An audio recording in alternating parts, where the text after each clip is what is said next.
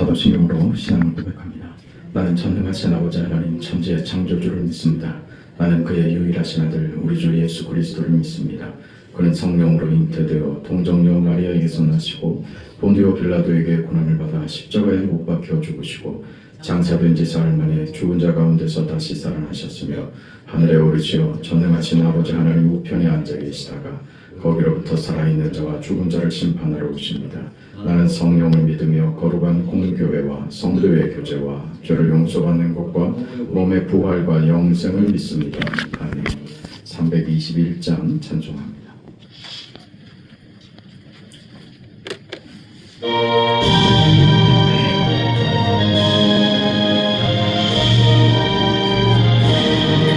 날 대속하신 예수께 내 생명 모두 드리니 늘 진실하게 하소서. 내 구주 예수여 나 구주 위에 살랴 내 기쁨 한량 없으니 내 갈 길 인도하소서.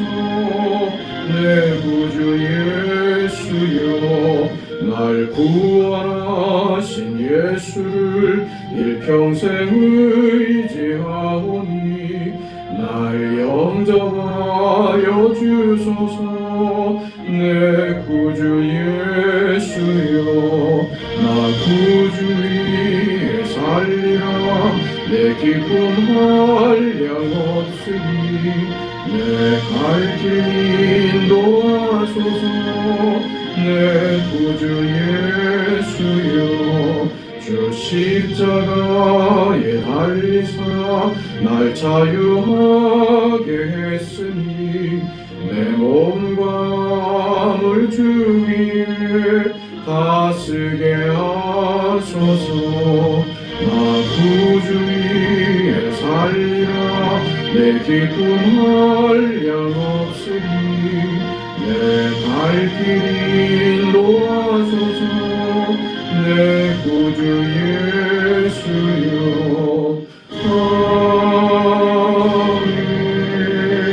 아멘. 하나님의 말씀 에베소서 3장 7절에서 13절까지 말씀. 에베소서 3장 7절에서 13절까지 말씀. 하나님의 말씀을 우리 함께 읽습니다. 이 복음을 위하여 그의 능력이 역사하시는 대로 내게 주신 하나님의 은혜의 선물을 따라 내가 일꾼이 되었노라.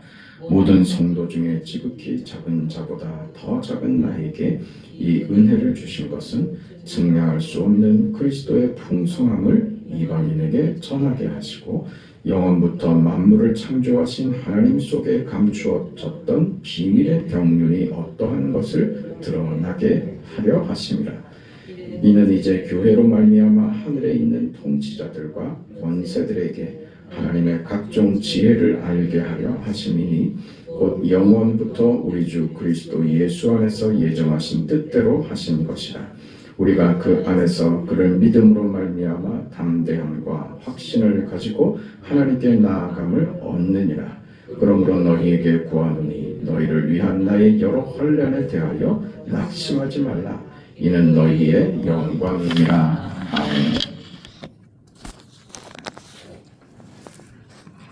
본문은 이렇게 시작합니다. 이 복음을 위하여 그의 능력이 역사하시는 대로 내게 주신 하나님의 은혜의 선물을 따라 내가 일꾼이 되었노라. 굉장히 큰 선언 아닙니까? 온 세상을 위해 하나님의 능력과 의지가 그 바울에게 그 능력으로 그를 세우시는 하나님의 의지와 그 능력이 그렇게 묻어나오는 그런 선언을 하고서 바로 이어서 그렇게 하나님의 일꾼된 나 바울은 모든 성도 중에 지극히 작은 자보다 더 작은 나에게 이렇게 이야기를 하고 있어요. 이걸 지금 오늘 본문 말씀을 분리해서 마음에 닿는 것을 은혜로 담는 정도가 아니라 모든 것을 엮어낼 줄 알아야 됩니다. 모든 말씀이 연결되어 있는 이 맥락 속에서 하나님의 말씀, 성경이 내게 어떤 의미로 어떤 깨달음을 주시는지를 볼 줄 모르면 우리는 성경을 보면서도 그게 그 올바른 이해로 가지고 가지 못하면 현실의 나에게 그 은혜가 되질 않습니다. 그저 내가 듣고 싶고 내가 보고 싶은 것만 보게 되면 성경의 진짜 의도를 우리가 쉽게 놓치게 되죠. 이 놀라운 선언에 이어서 바울이 모든 성도들 중에 지극히 작은 자보다 더 작은 자에게 그 말을 하고 바로 이어서 9절에 영원부터 만물을 창조하신 하나님 속에 감추어졌던 그 비밀의 경륜이 드러난 것이다 이거죠. 그게 뭐라고요? 그게 10절에 그것이 교회라고 하죠. 교회의 크기를 지금 이해해야 되는 겁니다. 오늘 우리를 교회로 삼으셨답니다. 우리의 모임이 이 공동체로 교회를 세우셨답니다. 어제 말씀을 나눴던 대로 예수님이 십자가에 죽으시고 부활 승천하시면서 이 땅에 유일하게 남겨두신 것은 교회밖에 없습니다. 교회를 남기신 이유, 나를 교회로 삼으신 우리가 이 교회 공동체로 이렇게 묶어두신 이유가 분명히 있을 겁니다. 이것은 우리가 생각하는 것보다 상상하는 것보다 큰 겁니다. 그게 교회다. 하나님 속에 감추어졌던 비밀의 경륜이 드러났다. 10절에 하늘에 있는 통치자들과 권세들에게 하나님의 각종 지혜를 알게 하시는 그렇게 큰 권세인데 이게 11절에 있는 곧 영원부터 우리 주 그리스도 예수 안에서 예정된 것이랍니다. 그게 무엇이라고요? 이렇게 이루어진 결과 그렇게 오늘 지금 신약시대 오늘 우리에게 이렇게 허락된 내 인생이 교회가 되고 그리스도의 몸된 성전으로 지어져 가고 함께 교회를 만들어가는 이 신비롭고 놀라운 그리스도의 몸된 교회를 이루는 이 일이 그 영원부터 우리 주 그리스도 예수 안에서 예정하신 것이다. 뭐예요? 이건 교회됨은 어디에 근거한다고요? 하나님께 근거한다. 그거죠. 하나님의 의지이며 하나님이 계획하시고 하나님이 세우신 신적인 권세, 신적인 의지다. 이 교회는. 그게 13절에 어떻게 연결이 되냐? 그러므로 나의 여러 환난에 대해서 낙심하지 말라. 이렇게 그 이야기가 연결이 되고 있습니다.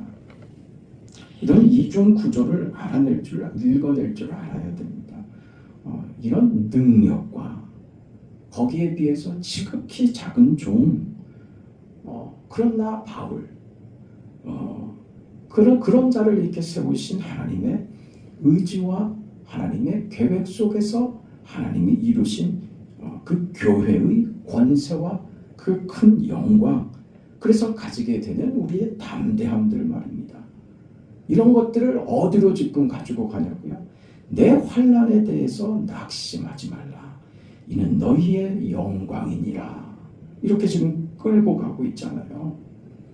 이 모든 내용을 담아내고 이걸 꿰지 못하면 성경은 우리에게 힘이 되지 않습니다. 오늘 현실을 살게 하는 거예요. 사실은 지금 이 시대는 어찌 보면 평화 시대라고 할 수 있습니다. 그 과거 이 땅에서도 100여 년 전만 해도 예수 믿는 것은 죽음을 각오하는 그런 시대였습니다. 초대교회 시절은 말할 것도 없죠. 목숨 내걸고 그 믿음을 가졌고 신앙을 지키고 했습니다. 오늘 이 시대는 사실 평화 시대가 맞습니다. 그러나 평화 시대에 환난이나 고난이 어려움이 없다고요? 절대 그렇지 않습니다. 이게 왜 그럴 수 없는가? 상대적으로 비교해서 지금은 전쟁 중도 아니고 지금은 어떤 환난이나 핍박이 직접 옥에 갇히고 매를 맞고 하는 것은 없습니다만 고난을 통과하는 어려움을 감수해야지 되는 이 삶의 방식은 여전합니다. 왜요? 그게 하나님이 일하시는 방식이랍니다. 우리를 구원하기 위하여 하나님이 취하신 방식이죠. 십자가죠. 그걸 오늘 우리에게도 그것 아니고서는 너희 인생이 훌륭한 것을 만들어낼 수 없단다. 이 땅에 살면서 너희가 똑같이 악을 쓰고 똑같이 무엇을 얻어내겠다고 저들과 똑같은 방식으로 싸우고 목소리를 높이는 것으로 그렇게 나는 일하지 않는다. 나는 그렇게 역사하지 않는다. 그게 하나님의 뜻이랍니다. 그래서 십자가를 동원하신 것이죠. 그래서 예수께서 그 죽음에 순종하여 십자가로 가신 겁니다. 그게 오늘 우리에게 그렇게 전달된 것이죠. 이건 대단히 큰 것입니다. 우리 에베소서 1장에서 이미 이런 선언, 하나님의 의지와 약속들, 하나님이 주시는 언약, 복에 대해서 확인을 한 바가 있습니다. 그것이 다 어디에서라고요? 예수 안에서, 그리스도 예수 안에서 그렇게 실현하셨습니다. 확인된 하나님의 뜻, 하나님이 이미 약속하여 이루신 것들 모두 다 예수 안에서 이루셨습니다. 그래서 예수께서는 하나님 약속의 실체이고 성취이십니다. 그리고 완료됐습니다. 그리하여 세우신 것이 교회지요. 교회를 세우기 위하여 여기까지 오신 것입니다.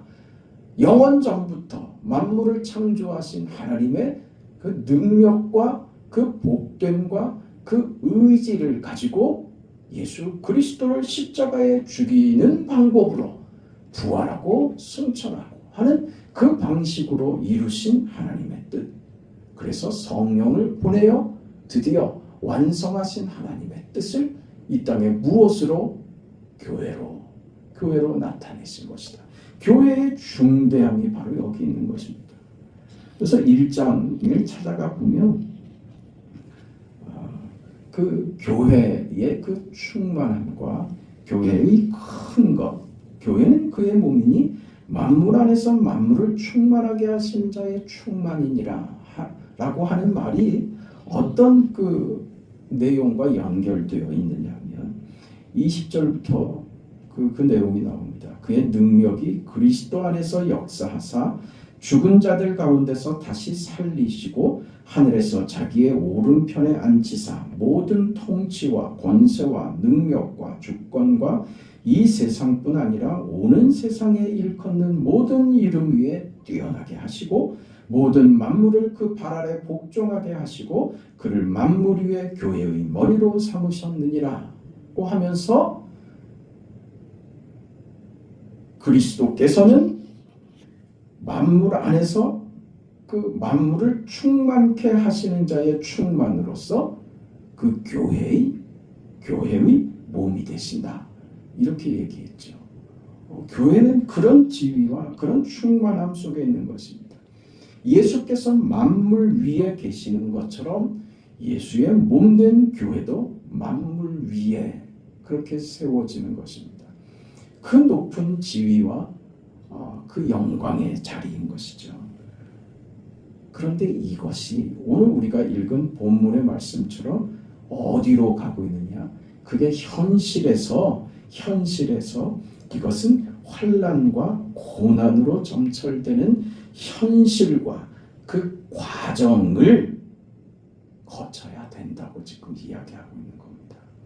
우리는 그리스도의 몸된 교회된 우리는 만물 위에 영광으로 세워지는 만물의 충만으로 예수의 충만으로 그렇게 높은 지위와 신분으로 우리를 높이시고 그렇게 세우시는데 현실의 이 과정을 거쳐야 된답니다. 예수의 십자가 죽음 뒤에 부활이 찾아오는 것처럼 그 현실을 살아야 된다. 그렇게 얘기하고 있는 겁니다. 우리 잘 아는 마태복음 28장에 예수께서 이런 말씀하십니다. 그러므로 너희는 가서 모든 민족을 제자로 삼아 아버지와 아들과 성령의 이름으로 세례를 베풀고 내가 너희에게 분부한 모든 것을 가르쳐 지키게 하라. 그렇죠. 예수의 권세로 저들에게 명하시는 주님의 요구입니다. 어떻게 하라고요? 너희는 가서 이게 우리는 어렵습니다. 가라고 하시는 게 우리는 어렵습니다. 가라고 하는 것은 대부분의 경우에 우리의 어떤 기대나 우리의 생각과 다른 요구인 것이기 때문에 그래요. 나는 안심하고 싶고 내 삶에 어떤 불안감도 없애고 싶은데 성경의 요구, 하나님의 요구는 우리한테 가라고 하십니다. 가라고요. 현실을 살아내라고 하십니다.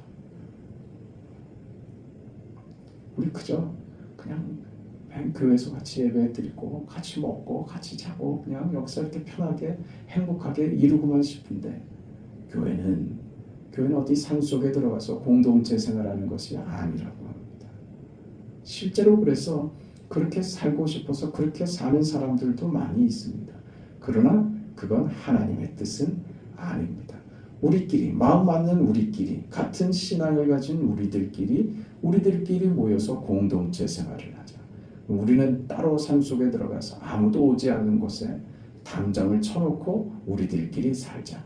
그건 교회가 아닙니다. 가라고 하시는 것이죠. 그렇게 가서 교회가 세상으로 가서 어떤 역할과 어떤 어려움과 무슨 경우를 당했는지 우리는 2000년 교회사를 통해서 충분히 봤습니다. 언제나 교회는 약자였습니다. 언제나 교회는 당하는 자였습니다. 교회는 무슨 권력이나 무슨 기술을 가지고 간 것이 아닙니다. 죽어나갔죠. 때로는 이게 억울하고 화가 나서 가지고 있는 그 세력으로 그걸 권력화시키고 그것으로 세상을 정복하고 뒤집어서 세상을 다스리겠다라고 나섰다가 험한 꼴만 당했죠. 왜요? 그건 하나님의 방식이 아니기 때문이었습니다. 당연히 오늘 이 사도 바울의 생애 또한 그랬습니다. 그렇게 교회를 세우고 그 신약 성경의 상당한 부분을 직접 손으로 쓴 대부분의 서신서들의 저자가 되는 사도 바울도요. 그가 죽어나가는 방식으로 그런 방법으로 그런 현실을 살아내므로 바울은 그의 인생에 하나님의 영광을 전했습니다. 그는 그것이 무엇인지 잘 알고 있었습니다. 그는 내가 당하는 이 여러 환난과 어려움에 대해서 낙심하지 말아라. 이거 마땅한 것이고 이것을 나는 괴로워하거나 원망하거나 어떤 시비를 걸 마음도 없다. 예수께서 내게 보여주신 그 본을 따라 나도 마땅하게 이 삶을 산다. 먼저 말씀드렸듯이 사실 지금은 평화 시대입니다. 우리가 겪는 어떤 어려움이 이만하겠습니까? 어찌 우리가 겪는 손해나 우리도 십자가를 지는 방식이라고 하지만 예수님이 살아내신 죽음으로 가는 십자가의 길만 하겠습니까? 우리가 겨우 살면서 겪는 어떤 답답함이나 손해보는 일이나 어려움들을 겪는 정도인데 그것도 죽겠죠. 그것도 어렵죠. 힘들죠. 그저 우리는 나 하나 안심하고 나 하나 편하고 나 하나 안 다쳤으면 하는 믿음을 가지고서도 십자가를 지고 싶지 않은 우리의 본성이 우리의 믿음을 자꾸 앞서간단 말입니다. 거기서는 어떤 은혜도 어떤 것도 얻어낼 수가 없습니다. 그 현실을 고난되고 어렵고 힘든 현실을 믿음으로 살아낼 때 그때 은혜가 찾아오는 거예요. 바울이 지금 그 경우를 지금 겪고 있는 겁니다. 능력의 그 하나님께서 이 세상을 위하여 바울 자신에게 직접 임하셔서 능력으로 그를 하나님의 일꾼 삼아 주셨다. 나는 그럴 만한 어떤 자격도 가지고 있지 못한 그 자신의 고백대로 모든 성도들 중에 가장 작은 자보다 지극히 작은 자인 나에게 하나님이 그 크신 능력으로 나를 일꾼으로 삼으셨다. 무엇을 위해서? 교회를 위해서 말입니다. 그래서 그의 삶에 하나님의 영광과 능력이 그렇게 나타나는데 그것이 어떤 방식으로요? 바울을 높이고 위대하게 하고 그를 가는 곳마다 환영받고 그가 대접받는 방식으로가 아니고 아무것도 아닌 것 같이 먼지같이 외면받고 박해받고 갇히고 하는 방식으로 바울의 삶을 사용하시더라. 그걸 바울은 마땅하고 당연한 것으로 이 현실 이런 방식이 하나님의 뜻이라는 것을 그는 알고 있었다는 거예요. 우리가 예수를 믿는다는 것은 이런 방식입니다. 그 예수님에 대해서 이사야 선지자가 그렇게 메시아를 예언하면서 그렇게 설명하지 않았습니까? 그는 주 앞에서 자라나기를 연한 순 같고 마른 땅에서 나온 뿌리 같아서 고운 모양도 없고 풍채도 없은즉 우리가 보기에 흠모할 만한 아름다운 것이 없더라. 근데 우리는요, 아름답고 싶지요. 뽐내고 싶고 자랑하고 싶고 볼만하고 싶고 그럴듯하고 싶죠. 그렇게 살고 싶죠. 사람들에게 인정받고 대우받고 내가 원하는 대로 되는 그런 방식으로 살고 싶죠. 로봇을 하나 만드세요. 원하는 대로 내 심부름하고. 우리는 그러고 싶죠. 하나님 천사를 좀 나한테 붙여주셔서 내가 원하면 말만 하면 그냥 좀 되게 좀 해주면 안 됩니까? 그게 우리 기대 아닙니까? 남을 부리려고 들지. 내가 하지 않으려고 들지. 그거 아니라는 겁니다. 현실을 살아야 된다. 하나님이 예수 안에서 세우신 나라, 예수 안에서 결정을 낸 하나님의 궁극적인 의지, 그것이 무엇이었습니까? 십자가였죠. 십자가. 이 방식으로 하나님의 능력과 하나님의 뜻을 이루셨습니다. 그 십자가입니다. 그래서 그 십자가는 고난의 상징이지만 십자가는 승리입니다. 우리가 기대하고 우리가 가치를 부여하는 모든 것들을 십자가로 묻어버리는 겁니다. 사망에 묻혀버리는 겁니다. 우리가 보이는 것으로 짐작하고 쌓고 비교하고 욕심내는 모든 것들을 사망으로 묻어버리는 겁니다. 그게 십자가입니다. 십자가 승리는 내 욕심과 내 기대와 내 요구와 내 방식을 사망으로 묻어버리는 방식의 십자가가 등장하는 겁니다. 그게 우리의 영광이며 그게 승리인 것이죠. 보이는 것 말고 그것을 만드신 하나님께로 가는 길입니다. 피조물에게 경배하지 마라. 너희 스스로를 경배하지 마라. 이런 것들을 너를 만드신 하나님께 경배하라. 오직 하나님만 경배하라. 이런 요구입니다. 하나님이 어떻게 일하시는 줄 알아라. 너희가 믿음을 가졌다면 그 믿음은 하나님 앞에서 어떻게 살아야 하는 줄 알아야 한다. 반드시 알아야 한다. 우리가 여기까지 온 과정을 되돌아보면서 우리가 기대하고 우리가 욕심낸 것과는 너무나도 다른 길로 여기까지 오지 않았습니까? 우리 인생이 기대한 대로 내가 기대한 대로 살아오지를 않았잖아요. 우리가 처음에 기대하고 요구했던 것보다 오늘 현실이요. 그래서 망했습니까? 잘못됐습니까? 내 인생 실패했습니까? 아니라고요. 내 것이 사망으로 묻힌 그 자리에 십자가를 세우셨습니다. 그 자리에 십자가를 세우시는 겁니다. 우리가 기대하는 것이 묻혀버릴 때 그 자리에 십자가가 세워지는 것입니다.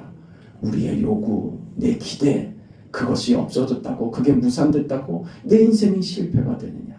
아니란 말입니다. 하나님이 그 자리에 십자가를 세우십니다.